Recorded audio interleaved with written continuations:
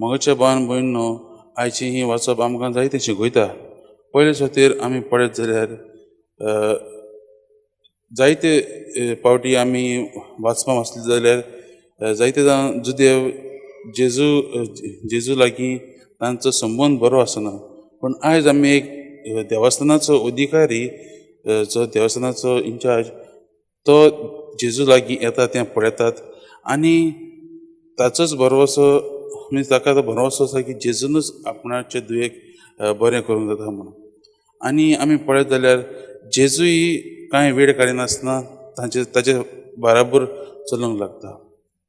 दुसरी गोश्ट म्हणल्यार ही बायलूय जी 12 वर्सां रगपात जाल्ली, तिचो भरवोसो पळोवन जेजू आनिकूय जेजूक तिचे लागीं येवंक दिसता. म्हणजे कितें, जायते लोक जेजू फाटल्यान येवंक लागलो, जायते लोक जेजूक तेंकतालो, तरी आसतना